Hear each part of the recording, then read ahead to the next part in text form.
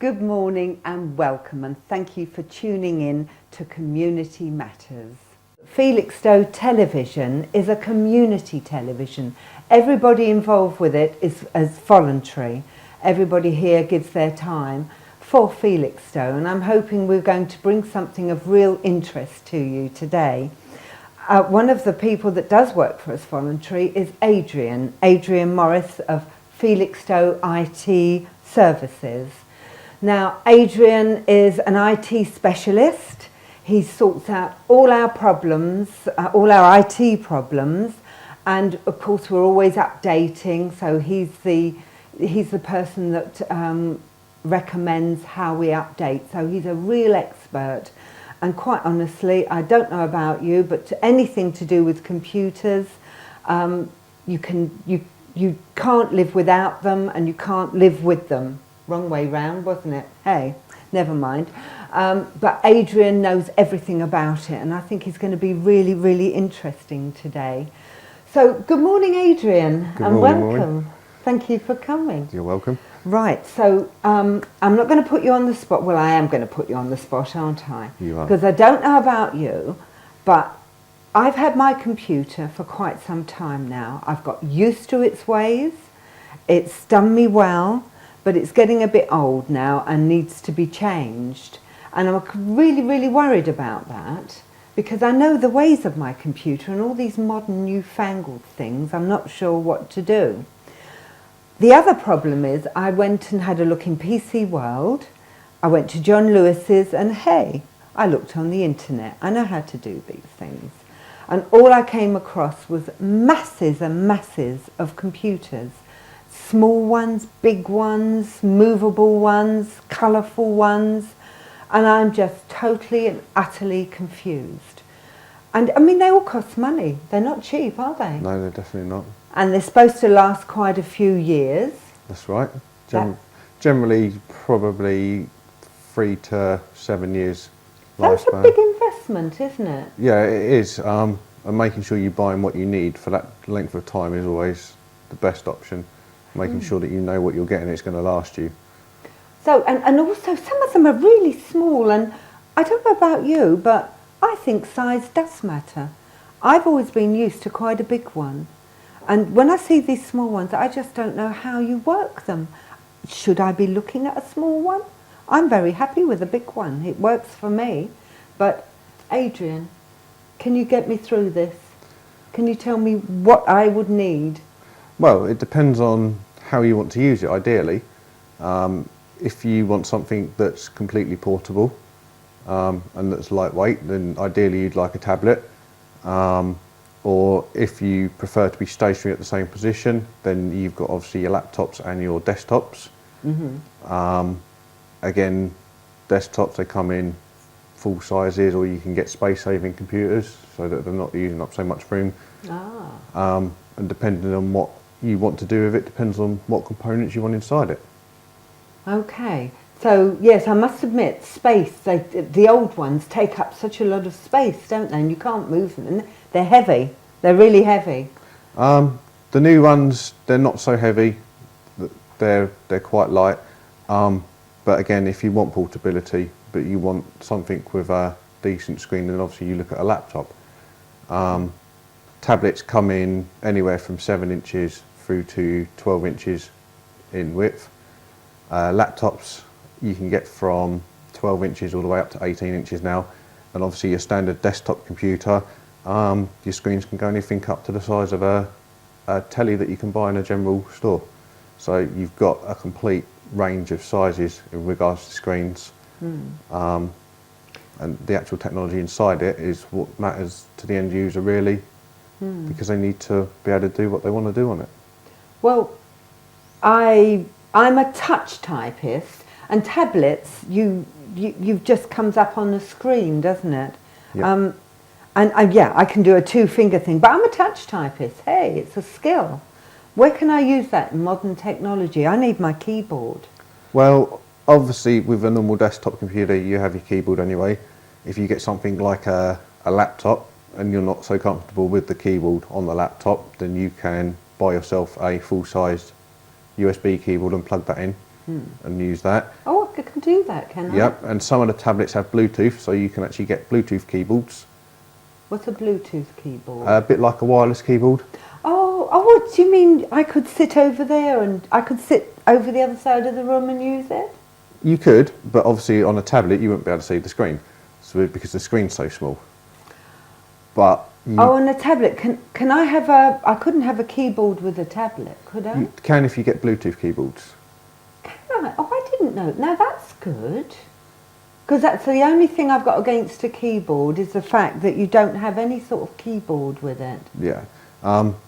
Generally, obviously a lot of people use touch phones now, so tablets to them are not so hard to operate on regards to keyboards, because the keys are bigger than a mobile phone anyway. But again, it's how comfortable you are with using touchscreen to type constantly. Well, no, I wouldn't want to. I mean, you've got your Facebook, you've got your emails, you've got your Twitter. You know, hey, it's modern life. You have to do these things. And also, I write, don't I? So I need a keyboard. Yeah. But the tablets, you couldn't write on a tablet, could you? Yes, you can type on a tablet. Obviously, over time you get used to using the on-screen keyboards. But you don't get Word on a tablet, do you? You can get, for instance, if you've got a tablet with Windows on it, you can get Microsoft Office 365, which is an online version of Office. It's subscription based rather than paying for the software. You pay a yearly subscription. And that's all stored in the cloud. So you've got access to it from anywhere. So, but is that compatible with Word? Because I've got my computer with Word. Because I've got to say I've got an iPad. Hey, I'm here. I'm modern, and I love it. But it doesn't do. I can't write on it. I just use it for Facebook and emails. Yeah. The new Office is backwards compatible. It's how you save the file, which we can obviously do in another show. We can show you how to save files so that they work in other versions of Office, or the older versions of Office. But yeah, the new Office can open whatever was previously made from older versions, but to open up a newer version of Office in a previous version, then you wouldn't have that right out of the box. You'd have to tell it how to save. So again, we could look at that in another show. So you could teach all of that. Yeah. We all need an Adrian. We do. And you said something that was really interesting, iCloud. I wonder if you can explain that, because I do use iCloud and it's wonderful. Well, iCloud is Apple's version of the cloud, but cloud technology is basically loads of servers located all over the world. A lot of them now have geolocation, which allows them to save your content to your home country rather than storing it somewhere else. And it's a technology that allows itself to stay up with a high availability time rather than being on a single server. Okay, that all sounded a bit complicated for me, but I saw iCloud as if I've got an iPad, I've got my iPhone, and I've got my computer, which I have. Yep. iCloud allows it all to configure. Yeah, it allows you to share on any number of devices. Fabulous. Depending on who your provider is. Yeah, they're fabulous, because it means I get my emails and on all the different devices. Yeah, the cloud specifically is mainly for file storage, and a lot of web hosting stuff is now done in the cloud rather than based on a single server, to provide the availability and the stability to make sure that everyone can get to what they need when they need it. Still sounds very complicated to me. So that means it's a good thing? Yeah, it's definitely a good thing. Okay. Would that be something that you would set up? Or does it happen? No.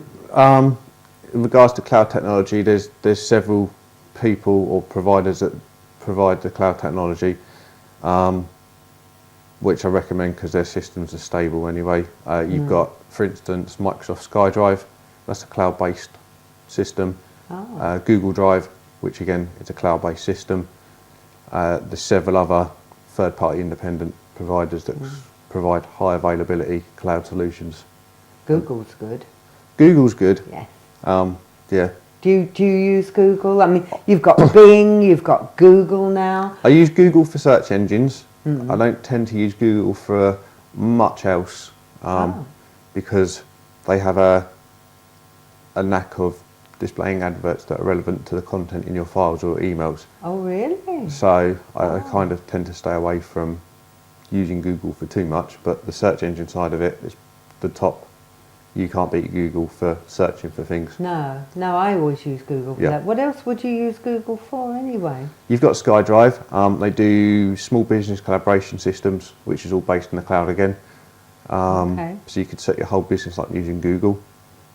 Oh, so if you're a businessman, this will be a really good thing to do. Okay. It can save money in the long run. You've got, what else have you got in Google? You've got the calendar system. There's so many options and apps for Google that you couldn't list them all. They do so much stuff, it's unbelievable. I'm confused now anyway, so we all need an Adrian to do this for us, don't we? So I'm going to get my computer then. Yep. What should I get? Knowing that I'm right and I'm going to do all the Facebooks and things, and I'm going to shop on the computer, because I do internet shopping, it's very good, and internet banking, fabulous. So I can do all these things, I just don't understand what sort of computer I need. It depends entirely on what you're going to use it for. In my opinion, if you're going to have a computer simply for browsing the web generally and just doing documents and stuff, then you need a computer with, for instance, in your case, I would imagine enough hard drive space, but you don't need high amounts of processing power. So you wouldn't want to go out and spend £700-800 on the computer when something for the region of £300-400 might do the job for you. I generally tend to provide customers with a solution that they actually need, rather than say go to PC World and see what they've got, where their guys go, well, there's a £700 computer there, that's exactly what you need, when really you could have probably got something perfect for your needs by going to someone independent. Oh, I like that, yes, that's a really good idea. Yeah. So I've gone and bought my computer. Yep. And I've got this thing there. I've got all my stuff on my old computer. What the heck am I going to do?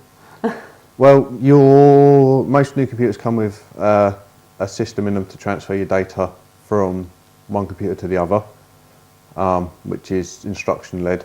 It'll ask you to insert disks, or it'll ask you to insert USB keys. Right. If you're not comfortable doing it, then obviously someone like myself can always come out and move your data from one machine to another and make sure it's all transferred properly. Oh, right. Before you either sell your old computer or put it in for the recycling, as that's probably the best option for them. Do you cost a lot of money? No, I do data transfers. It's £35 plus the VAT. Okay. And it can take anywhere from 15 minutes to a couple of hours, depending on how much data you've got to transfer, right, and how many programs need loading to keep you going. Oh, great. And you can do that all quite quickly? I mean, I get my computer, I'm impatient, I want to get moving. Yeah, generally, I can come out any time during the day. I do evening call-outs as well, so I kind of work around you as the customer, right, so that you can be fitted in when you need to be fitted in, rather than when I can fit you in. Right. It makes it much easier as well for people. That's great. And because I've had this old computer that I love and know, it's now giving up on me, will I be able to work a new computer? Are they very different? I don't know what I'm asking, because I haven't seen one. The generics behind the computer are still the same.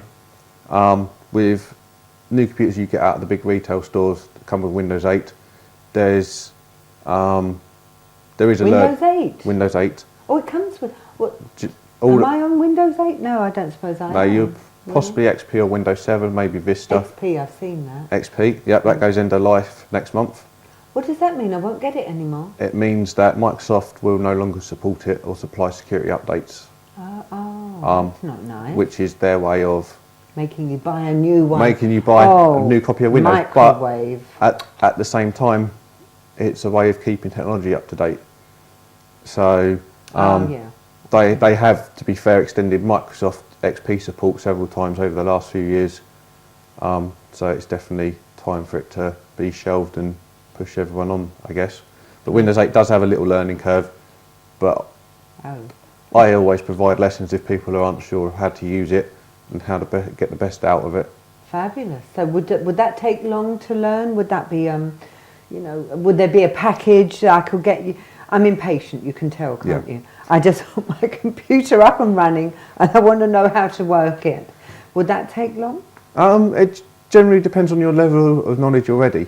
Some people will pick it up pretty quickly.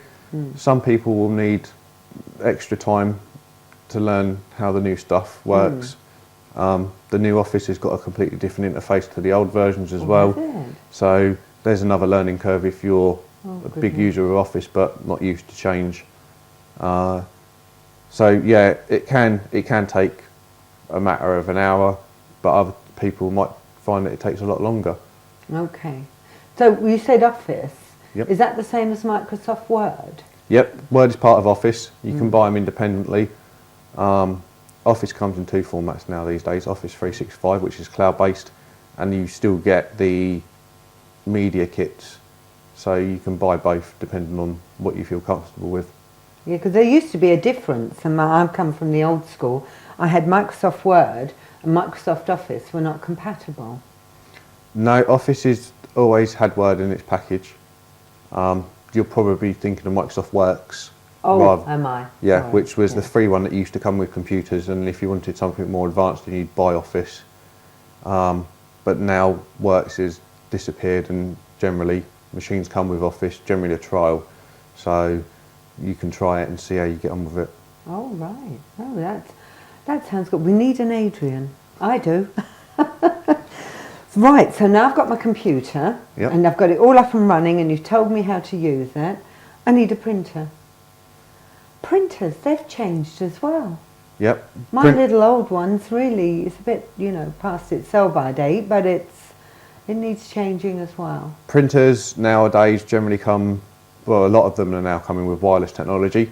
What does that mean? That means that you can put your printer anywhere in your room or your house and you can print to it without wires. The only wire you need plugged in is your power cable.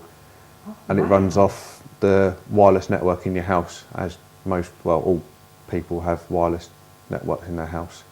Fantastic. So you just took it up and tell your computer where to print. I like that because at the moment I'm just a mass of wires with everything plugged in.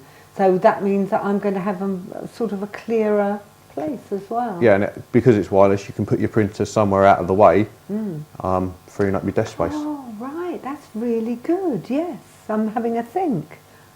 Yes, I could put it well away because everything's all generally cluttered on your desk, yes. So you could stick it in the corner somewhere where you can get to it.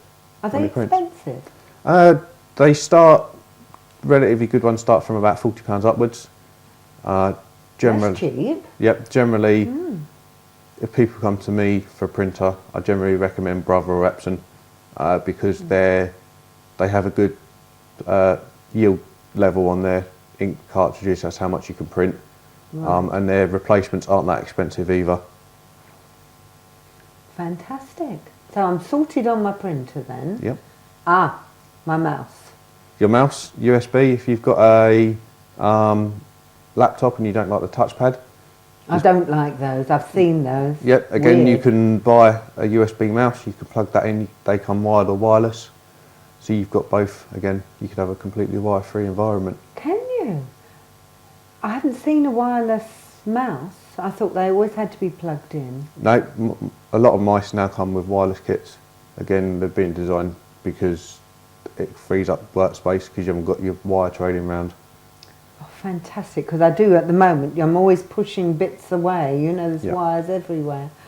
Fantastic. So now I'm set up, I'm ready to go, and I've got one more problem. Yep. Safety on the internet, because I've got grandchildren. Safety on the internet. Some providers supply, or some internet providers supply a content filter system. which means that you as the adult could control where people can go to and can't go to. I supply a bit of software which is an antivirus solution, which also has content filters built in, and you can control that and set it per user so that you could have full access to the internet and the children can only go to what you allow them to.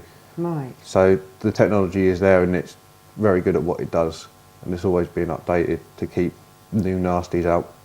No, that's good because, you know, as you know, you've got children, I've got grandchildren, and they're so good on the internet now. Yeah. And they come down to visit me. They want to go on the computer, well, which is fine. She's great, but it is a worry with all that you hear nowadays. So when you're doing me my setup and you're showing me how to use the new Word thing, you can set in these controls as well? Yeah, depending on who your internet provider is or what antivirus package you've got, they can all be set up at the time, ready to go, so that you can just get on with your day-to-day life and not have to worry about the hours of configuring things. Well, I think that's fantastic. I'm sorted. I've got an Adrian.